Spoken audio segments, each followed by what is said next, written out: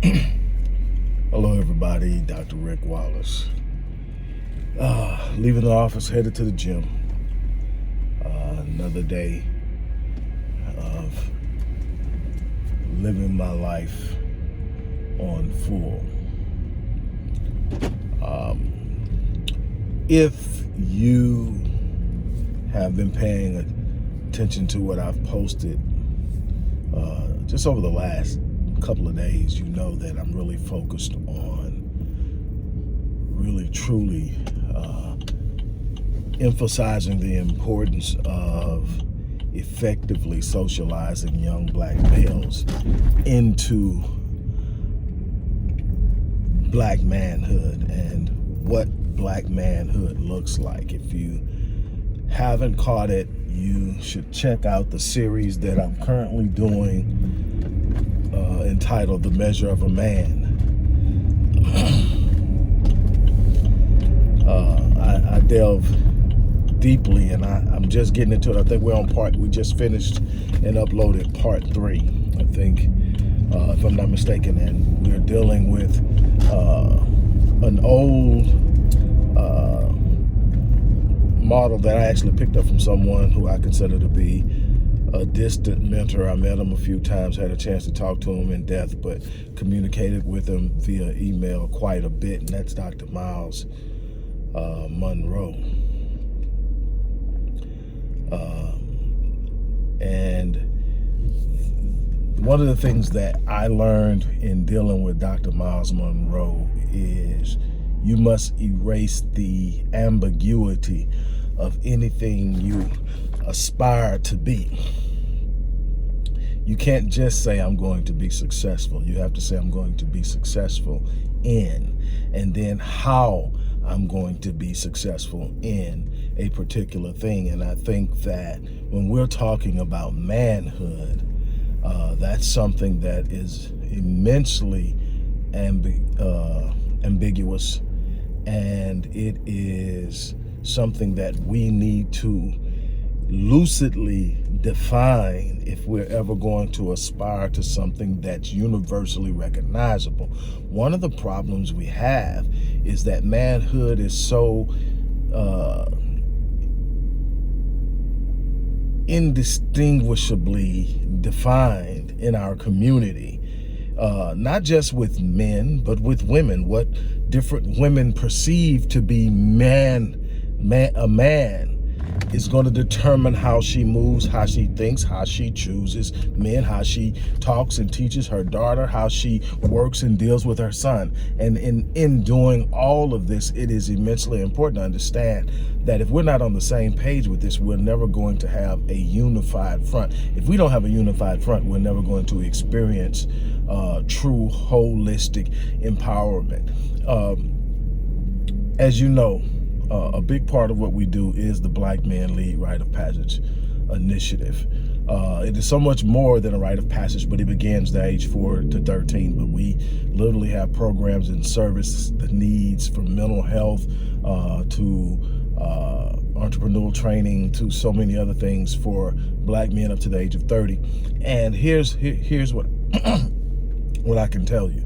We need your support. We need to move beyond conversation and intellectual banter and all of the things we tend to do via social media. I think social media is an unbelievably powerful tool when properly used, but I think it has the potential of making people lazy, unpurposed, and distant at a level that creates inactivity and the lack or ability to be fruitful in anything significant. So yes, we need to be able to communicate. We need to be able to have an ability to deal with one another on an extremely high level. I am 100% with that, but we also must be actively involved, and one way to do that is to find the programs that are actually serving the purpose of the things that we say we need to see and to do it. What I want to talk to you here about is our inability to think critically and to be able to anatomize and break down and look at things beyond the surface, to understand how things work. We tend to see things on the surface. We tend to emote and deal with things from an emotional perspective, which again is a surface response.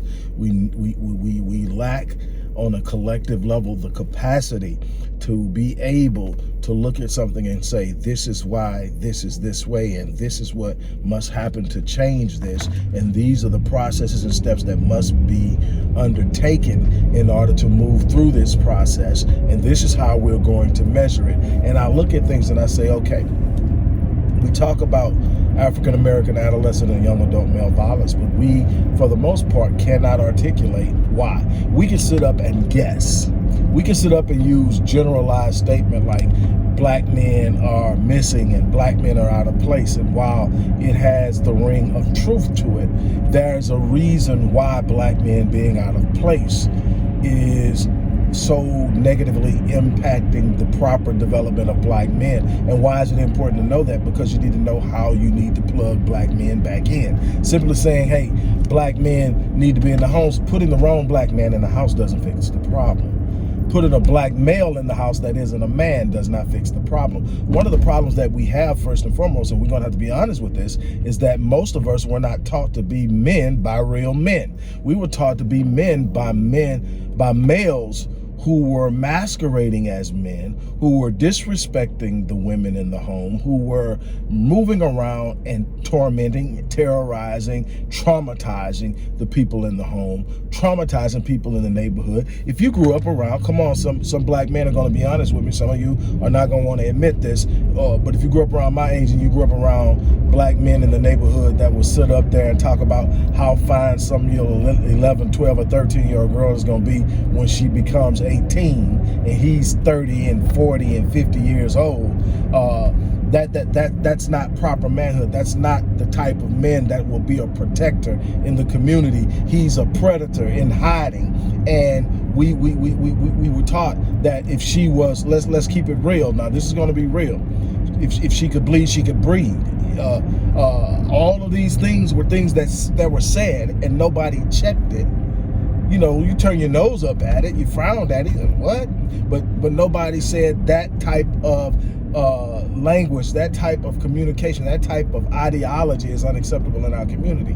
We weren't protectors in many of our ways. I'm not saying that we all were. I grew up in the house with a man who was a protector, but he still lacked some things simply because of the era he grew up in and what he wasn't exposed to. He couldn't teach me about black group economics, but he could teach me about working hard and protecting the family and taking care of the family, being a protector, a provider, a promoter. He was definitely a priest in the home as well. He could talk about the 5 Ps in a lot of ways, but there are some things that were simply missed. He didn't know how to communicate for most of our relationship that he loved me and he was proud of me. That came after I was almost out of high school. But I'm grateful that we got there, but it took a lot for him to get there, because that's just, the thing was, he came from an era where if the man showed up and took care of, went to work every day and he came home and brought the money home that put the food on the table and kept the roof over your head, that was proof enough that he loved you. And it was that hardcore man up type mentality that created the rigidity in which men now are dealing with their women, because we didn't know how to love. We didn't know how to connect with the other men in our lives that we cared about. All of this is, we need to know not only that we need to plug black men in, we need to plug the right black men in. We need to be able to train up black males to be black men. And in order to do that, you've got to have an understanding of what manhood is. That's why I talk about the 5 Ps in this series. That's why I talk about being a protector, being a provider, being a promoter, being a priest, and being a prophet. And when I say prophet, I'm not speaking in that old religious sense. I'm not speaking in that, and I'm not talking about any particular religion. I'm talking about being a prophet in the sense that you are literally the one who is speaking the future into the lives of your children, into the life of your wife, and into your own circumstances and into your home. You are literally declaring and then facilitating and underwriting what will be and what shall be and how it will be. And you are there to be a source of it all. But you have to understand that when we talk about these things like African American adolescent and young adult male violence, when we talk about high dropout rates, when we talk about intimate partner violence, intimate partner homicide, when we talk about the lethargy and the unwillingness to really truly invest in business ownership, well, one thing we're doing is we're waiting too late to inculcate the idea of a responsibility in owning your own into the minds of young black men. And what happens is you can't wait until they get into their late teens, into their 20s, and start trying to tell them. By then, the school system has already programmed them to pursue what they consider to be the safe route, and that is getting someone else to hire them and give them a position. It's less risk, it's less potential for pain, and so what they do is they take that route, and it's hard to talk them out of it. You can get some there, you can get some to transition, but the way that you get the masses to move is that you have to inculcate that into their psyche at early ages, where they simply believe this is what black men do. And that is the importance. So being a part of a black man has to also mean I own mine. Why? Because if I own mine, nobody can take it from me. I don't have to worry about getting to work one day and being on the wrong side of a downsizing, getting there one day and being put in a position to where I have to denounce something that really means something to me in order to keep my job. I don't want to be ever in that position, no matter how much I'm being paid. I want to be able to own my own person, to own my own opinion, to be able to speak from where I believe and where I stand. And in order to do that, I have to own my own. I have to establish a position. I must also have a certain level of connectivity with my brotherhood so that we can hold one another up, so that we can support and sustain one another. It is so important that we get a clear understanding of why it's important for a man to be in the home, but also to understand what type of man or what type of male needs to be in the home in order to constitute black manhood. Again, that has to be a distinction between the black male and the black man. Why? Because there has to be something to aspire to, and it has to be a universal understanding of when somebody has achieved it. You know, you can't go and some people are judging you on your bank account. Some people are judging you on the fact that you have alpha male characteristics, and you have to understand something. What you have to understand is normally the alpha male is young, vibrant, the most attractive, the most alluring, the most charismatic, the one who young women and women are drawn to.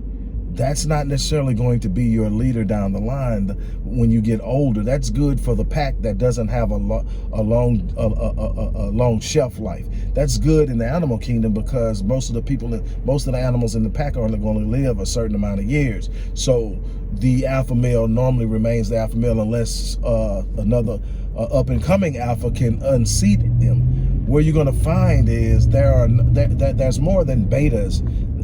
There's gammas and so many others that have personalities that we need to understand where all this comes from. Just simply having money is not going to be enough. Simply being attractive is not going to be enough. Simply being a person of a warrior spirit isn't enough. All of these things come together and they are a part of something that is a whole, and then you evolve into something different as you grow and you mature. You become a different contributor in this culture, in this community, in all. I'm not the same person I was 30 years ago.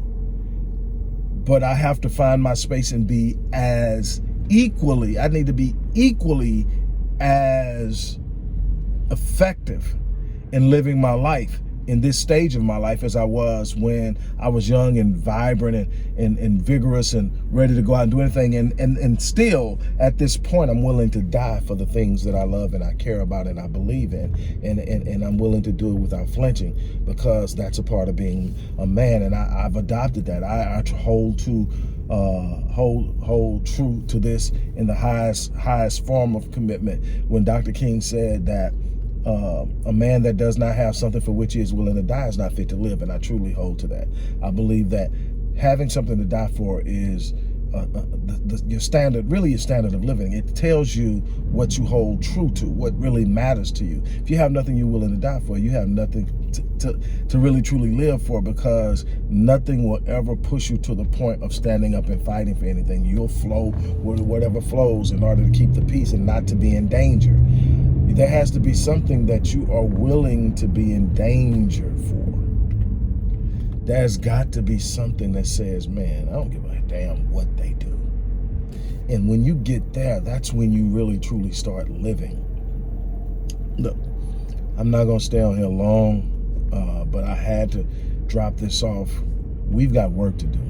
I want to really truly get people to understand this. You are not going to sit up and wish your way into Black empowerment. You're not going to sit up and hope your way into Black empowerment. You're not going to beg your way into Black empowerment. You're not going to guilt your way into Black empowerment. You're going to have to literally sit up and understand what it takes to be empowered. You're going to have to start taking the actions. You're going to start making the sacrifices. You're going to have to start taking the risk. You're going to have to start getting behind the things that actually have the force and the power to produce the things that you say you want. It's that simple.